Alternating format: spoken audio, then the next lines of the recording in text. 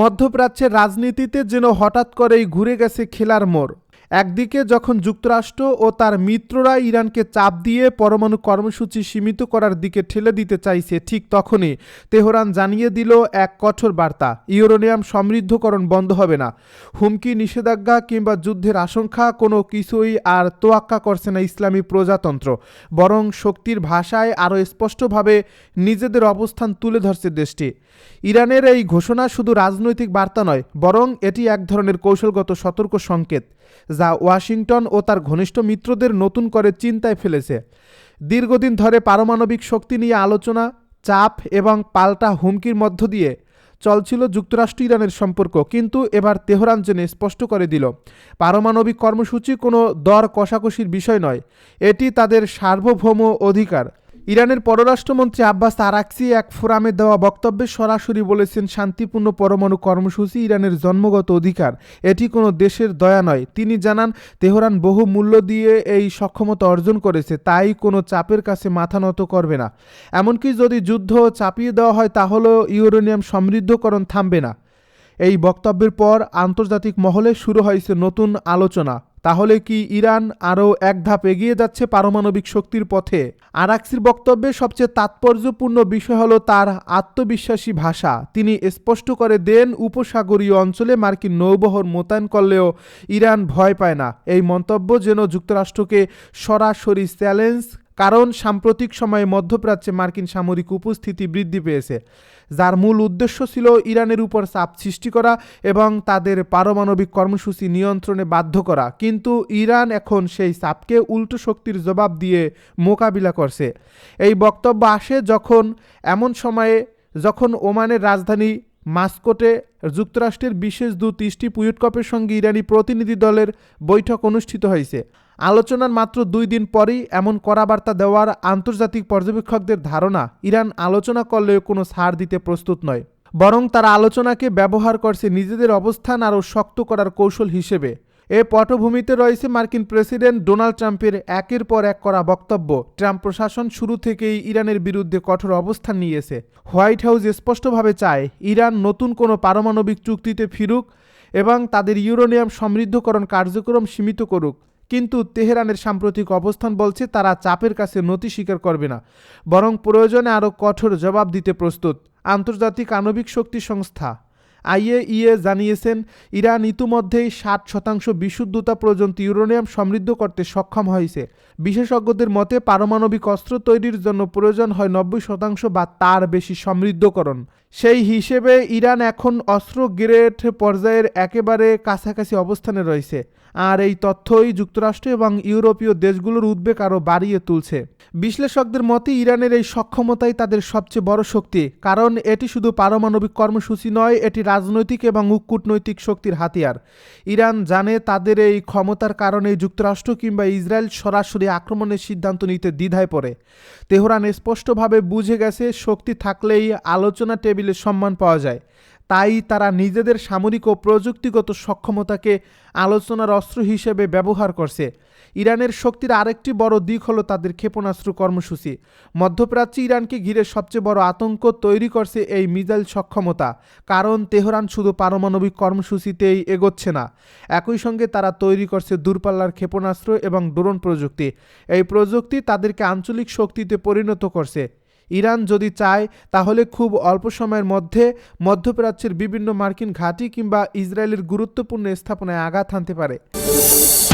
মধ্যপ্রাচ্যে উত্তেজনার পারদ যখন প্রতিদিনই নতুন মাত্রায় ওঠানামা করছে, ঠিক সেই সময় ইরান সামনে আনলো তাদের অন্যতম ভয়ঙ্কর ব্যালিস্টিক ক্ষেপণাস্ত্র খোররাম-4।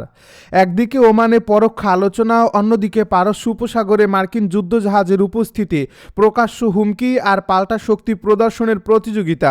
এই পরিস্থিতিতে ইরানের এই ক্ষেপণাস্ত্র উন্মোচন কি শুধু এই সামরিক প্রদর্শনী, নাকি এটি যুক্তরাষ্ট্র ও ইসরায়েলের জন্য একটি সুস্পষ্ট কৌশলগত বার্তা? বিশ্লেষকেরা বলছেন, এই সময়টা মোটেও কাকতালীয় নয়, বরং আলোচনার টেবিলে বসেও ইরান যে দুর্বল অবস্থানে নেই, বরং যুদ্ধের ভাষায় নিজেদের অবস্থান আরও শক্তভাবে জানান দিতে চায়। সেটাই স্পষ্ট হয়। ইরানের লক্ষ্য একটাই, প্রতিপক্ষকে বোঝানো যে তারা শুধু কথা বলছে না, প্রস্তুতিও নিচ্ছে পূর্ণ শক্তিতে। ইরান সম্প্রতি যে ভূগর্ভস্থ ক্ষেপণাস্ত্র ঘাঁটি বা মিসাইল সিটি প্রদর্শন করছে সেটিও ছিল এই বার্তার অংশ। এই ভূগর্ভস্থ স্থাপনাগুলোতে ইরান যে বিশাল পরিমাণ ক্ষেপণাস্ত্র সংরক্ষণ করছে তা মধ্যপ্রাচ্যের সামরিক ভারসাম্যকে নতুনভাবে ভাবতে বাধ্য করছে পশ্চিমা শক্তিগুলোকে। আর সেই ঘাঁটিতেই সামনে আনা হয়েছে খোররামশার-4, যাকে অনেকেই বলছেন ইরানের সবচেয়ে শক্তিশালী ব্যালিস্টিক অস্ত্রগুলোর একটি। খোররামশার-4 মূলত ইরানের ভারী ব্যালিস্টিক ক্ষেপণাস্ত্র শ্রেণীর একটি অত্যন্ত গুরুত্বপূর্ণ অস্ত্র। এর পাল্লা প্রায় 4000 কিলোমিটার, যা ইরানের সীমান্ত থেকে সহজেই মধ্যপ্রাচ্যের বড় বড় সামরিক ঘাঁটি এমনকি ইসরায়েল পর্যন্ত পৌঁছাতে সক্ষম। শুধু দূরত্ব নয়, এই ক্ষেপণাস্ত্রের সবচেয়ে ভয়ঙ্কর দিক হলো এর ওয়ারহেড বহনের ক্ষমতা। এটি প্রায় 1500 কেজি ওজনের ওয়ারহেড বহন করতে পারে, যা সাধারণত ক্ষেপণাস্ত্রের তুলনায় অনেক বেশি বিধ্বংসী ক্ষমতা নির্দেশ করে। বিশেষজ্ঞদের মতে এত বড় ওয়ারহেড বহনের অর্থ হচ্ছে এটি শুধু একটি লক্ষ্যবস্তুতে আঘাত হানার জন্য নয়, বরং ব্যাপক ক্ষয়ক্ষতি সৃষ্টির জন্য পরিকল্পিত।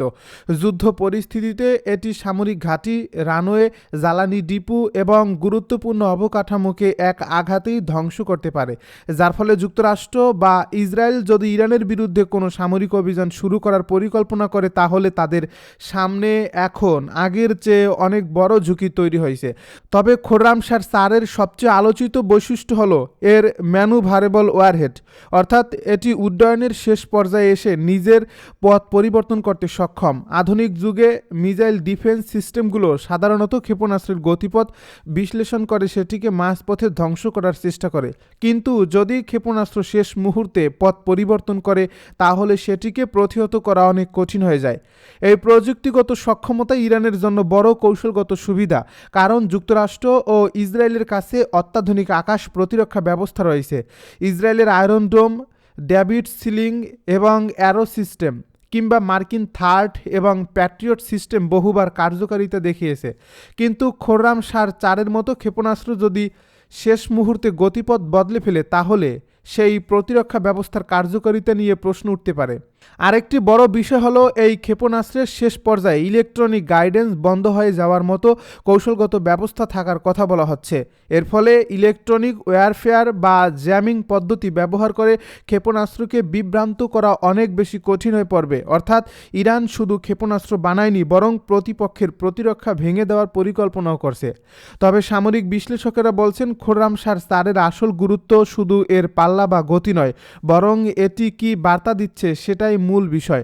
কারণ ইরান এটিকে এখন আর শুধু একটি অস্ত্র হিসেবে দেখাচ্ছে না, বরং এটি তাদের সেকেন্ড স্ট্রাইক ক্যাপাবিলিটি বা দ্বিতীয় আঘাত সক্ষমতার প্রতীক হয়ে উঠছে। মধ্যপ্রাচ্যের রাজনীতিতে ইরান ও যুক্তরাষ্ট্রের দ্বন্দ্ব নতুন কিছু নয়। কয়েক দশক ধরে চলা এই বৈরিতার কারণে অঞ্চলটি বারবার অস্থির হয়ে উঠেছে। তবে সাম্প্রতিক সময়ে পরিস্থিতি আরও জটিল রূপ নিয়েছে। ইরানকে ঘিরে যুক্তরাষ্ট্রের সামরিক উপস্থিতি বাড়ছে, একের পর এক যুদ্ধজাহাজ মোতায়েন করা হচ্ছে উপসাগরীয় অঞ্চলে। একই সঙ্গে ওয়াশিংটনের পক্ষ থেকে ইরানের বিরুদ্ধে কঠোর অবস্থানের বার্তাও আসছে।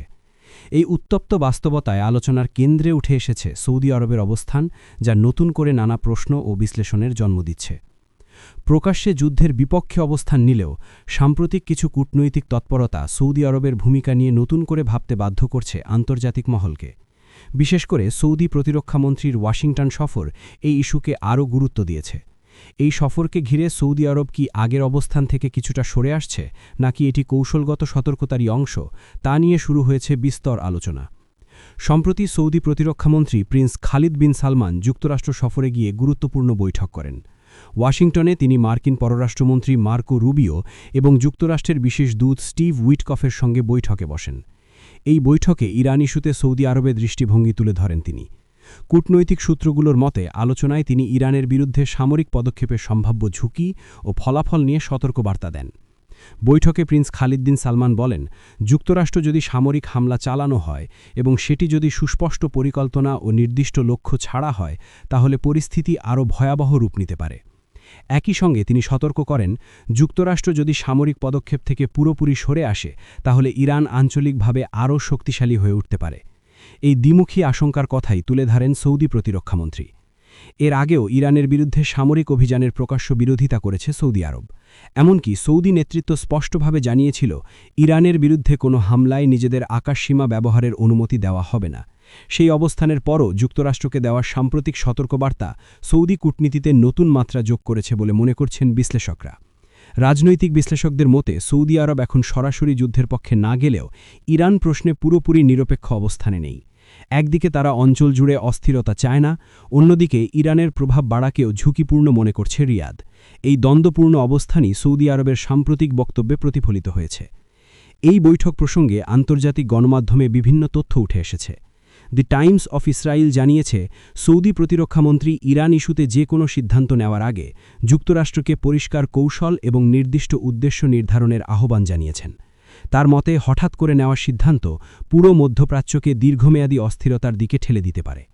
একই দিনে উপসাগরীয় অঞ্চলের একজন জ্যেষ্ঠ কর্মকর্তা মন্তব্য করেন, ইরানের বিরুদ্ধে যুক্তরাষ্ট্রের সামরিক হামলা যেমন ভয়াবহ পরিণতি ডেকে আনতে পারে, তেমনি হামলা না হলে ইরান আরও শক্তিশালী হয়ে ওঠার ঝুঁকিও থেকে যায়।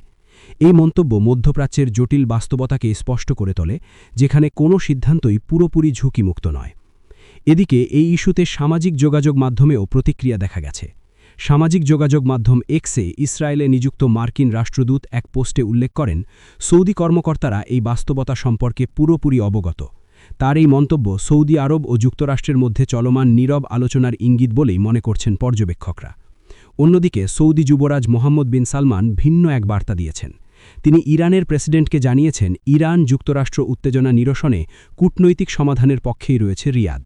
সৌদি আরব মনে করে আলোচনার মাধ্যমে সমাধানই এই সংকট থেকে বেরিয়ে আসার সবচেয়ে কার্যকর পথ। এই অবস্থানের মধ্যেই যুক্তরাষ্ট্রের সামরিক প্রস্তুতির খবর সামনে এসেছে। শনিবার এক প্রশ্নের জবাবে প্রেসিডেন্ট ট্রাম্প বলেন, মধ্যপ্রাচ্যে যুক্তরাষ্ট্র তার সামরিক প্রস্তুতি জোরদার করেছে। একই সঙ্গে তিনি আশা প্রকাশ করেন, তেহরান শেষ পর্যন্ত আলোচনার পথেই এগিয়ে আসবে। বিশ্লেষকদের মতে যুক্তরাষ্ট্র একদিকে সামরিক চাপ বজায় রাখছে, অন্যদিকে কূটনৈতিক দরজাও পুরোপুরি বন্ধ করছে না। এই কৌশল ইরানকে আলোচনায় বসতে বাধ্য করার চেষ্টা বলেই মনে করা হচ্ছে। তবে এতে পরিস্থিতি কতটা নিয়ন্ত্রণে থাকবে তা নিয়ে সংশয় থেকেই যাচ্ছে। ইরান দীর্ঘদিন ধরেই যুক্তরাষ্ট্রের চাপের মুখে রয়েছে। নিষেধাজ্ঞা, সামরিক হুমকি এবং আঞ্চলিক প্রতিযোগিতার কারণে তেহরান নিজেদের অবস্থান শক্ত করার চেষ্টা করছে। এই প্রেক্ষাপটে সৌদি আরবের মতো আঞ্চলিক শক্তির অবস্থান ইরানের জন্য গুরুত্বপূর্ণ বার্তা বহন করে। মধ্যপ্রাচ্যের রাজনীতিতে সৌদি আরব ও ইরানের সম্পর্ক বরাবরই সংবেদনশীল। সাম্প্রতিক বছরগুলোতে দুই দেশের মধ্যে কূটনৈতিক সম্পর্ক কিছুটা উন্নত হলেও আস্থার সংকট পুরোপুরি কাটেনি। যুক্তরাষ্ট্র ইরান উত্তেজনা সেই সম্পর্ককে আবারও পরীক্ষার মুখে ফেলছে। সব মিলিয়ে মধ্যপ্রাচ্যের বর্তমান পরিস্থিতি অত্যন্ত সংবেদনশীল। যুক্তরাষ্ট্রের সামরিক প্রস্তুতি, ইরানের প্রতিক্রিয়া এবং সৌদি আরবের সতর্ক কূটনৈতিক অবস্থান মিলিয়ে অঞ্চলটি দাঁড়িয়ে আছে এক অনিশ্চিত ভবিষ্যতের সামনে। এই সংকট শেষ পর্যন্ত সংঘাতের দিকে যাবে নাকি কূটনৈতিক সমাধানেই সীমাবদ্ধ থাকবে, সেটাই এখন দেখার বিষয়।